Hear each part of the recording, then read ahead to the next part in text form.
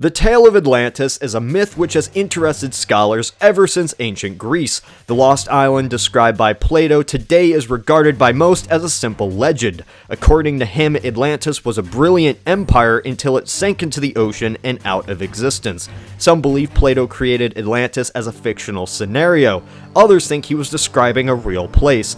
Since his time, many have theorized about Atlantis and if the society did actually exist. That's not the point. We're here to ask one question.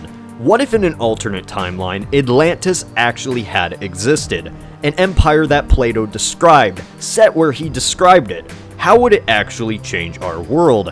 What if Atlantis was a real continent in this alternate world, a powerful ancient empire which spread its influence across the Atlantic? Then when Atlantis actually did sink into the ocean, how would mankind interact afterwards? Well, here's one of the many possibilities. For this scenario, I'll be looking at the original source of the Atlantis tale, the Greek philosopher Plato, who wrote the first descriptions of the island. The continent and its inhabitants were tied to Greek mythology, and the empire's downfall comes at the hands of Athens and the Greek gods. Even though parts of his tale are not realistic, we can adapt them to see how this empire, and eventual destruction of it, could change mankind. Keep in mind, what I am saying in this video is not an 100% prediction. We don't know how things could have been. But humanity has a nice knack of falling into the same patterns with civilization, so by looking at other past ancient societies, we can have a general idea of how this Atlantis empire might realistically work, and might realistically collapse. I'm using Plato's work as a guideline for the land, but I'm also taking some liberties for how I believe an empire of this kind would work. In this scenario, there will not actually be Greek gods who create Atlantis the empire, and there will not be a rebellion that the Greeks could easily win. Any tale of gods would be myths created by people who did not understand the advanced Atlanteans and assume they must be gods. Where would Atlantis be located? As described, the continent which Atlantis' empire hailed from was in the Atlantic Ocean, just west of the Strait of Gibraltar. The continent size was between Libya and Asia Minor. In Plato's time, Libya was the general term for North Africa, and Asia Minor was present-day Turkey. The actual size of the island was never truly told. This is the only specifications given. According to Plato, the Atlantis civilization existed 11,000 years ago and was capable of great technological advancement. This means Atlantis would have formed 1,000 years before humans even invented agriculture. The Atlantean kingdoms unite early on into a confederation, bringing their collective knowledge into an empire spanning their home continent.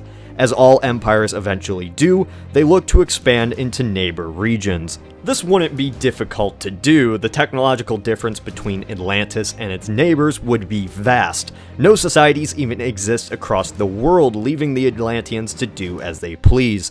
They rule the Atlantic world, setting up colonies, expelling natives, all the standard stuff.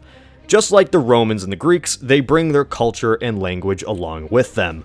Atlantis' relationship with Europe would be one of warfare and colonization. The native tribes in Spain, Britain, and coastal Mediterranean are expelled from their homeland. Atlantean coastal colonies forced tribes to retreat into Central Europe. Europe would never be known as Europe, or even have the history it did in our timeline. Wipe away any idea of the Spanish, British, Italians, Polish. They could not exist in this world. The demographics are very changed. Atlanteans settle Europe, making it an extension of their homeland. Like Greeks saw anyone who did not speak Greek as barbarians, so would the Atlanteans. North Africans, Europeans, and mainlanders seen as uncivilized tribes for Atlantis to conquer. After what could be assumed as a few hundred years, the healthy civilization moves on to other lands.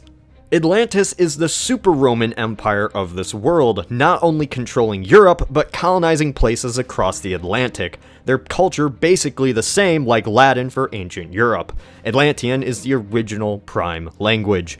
For ancient people, natural disasters were often blamed on the wrath of gods. Tsunamis, storms, and especially earthquakes, results of misdeeds or lack of worship. The tale of Atlantis, struck down for their greed and arrogance, would be no different.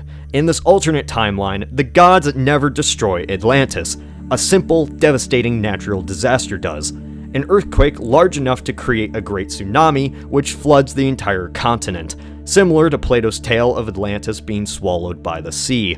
Atlantis receives such a blow by this unexpected event, it's thrown into anarchy. Like a chicken running without a head, colonies which could have political differences rebel and fight against each other for resources. Without a central command, the empire is in ruins. Factions split up, leaders rise to take power, colonies make alliances, and the Age of Unity is over. The central culture Atlantis left behind would be the parent to most people in the Western world. All descendants have linguistic heritage branched from this empire. Over centuries, Atlantean colonies go their separate ways and create their own empires, taking in new people or being invaded by them. Cultures, history, and religion diversify, creating a world of alternate civilizations. Since Atlantis formed so much earlier, humanity progresses much faster in this timeline. A world like this would be millennia ahead in technology and social development. With no European Dark Age or Renaissance to follow, it's difficult to say just how much civilization would advance in this Atlantean world. The biggest effect Atlantis would have is humanity's outlook on itself. Western and Eastern civilizations have unique views on the world.